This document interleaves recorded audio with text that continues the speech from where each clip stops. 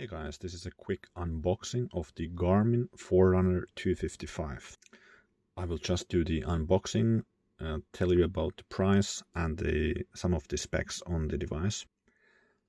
So this is the 46mm version. It comes in a kind of dark blue and this dark gray color.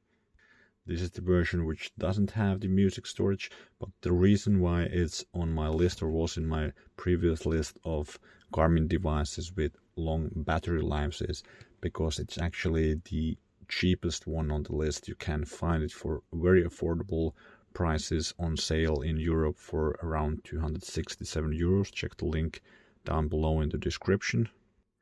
This has a battery life of 14 days and it's not the newest generation. This was released in 2022, like mid-year, and there is a 265 version of this as well, but this is the last one which has the MIP display, the memory in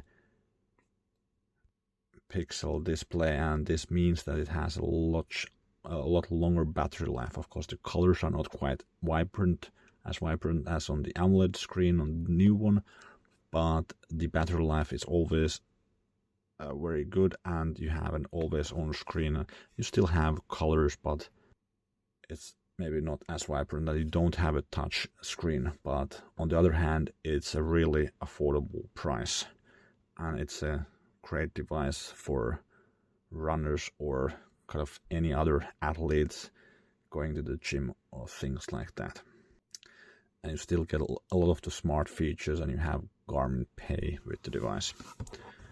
So let's do the unboxing. It has quite nice packaging. So in the box we have the manual and the watch, and we also have the charging cable. This is the charging cable which usually comes with the Garmin devices. The device itself is, I would say, it's a bit thinner than like something like a Phoenix 7, but you still get awesome battery life, and you have 5 buttons, similar than what you have on the Phoenix lineup. The bezel is plastic, but it still looks nice.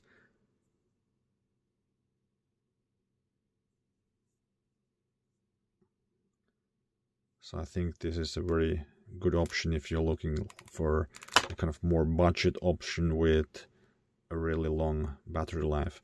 I think I would prefer this over something like the Vivo Active series or the Venue series.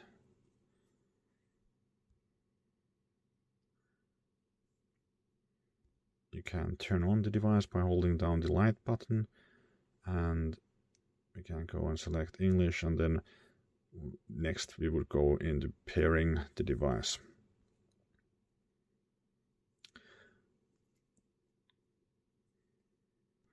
I will end the unboxing video here, but if you found the video helpful, please give it a thumbs up, and for more unboxing videos, go check out this one next. Thanks for watching.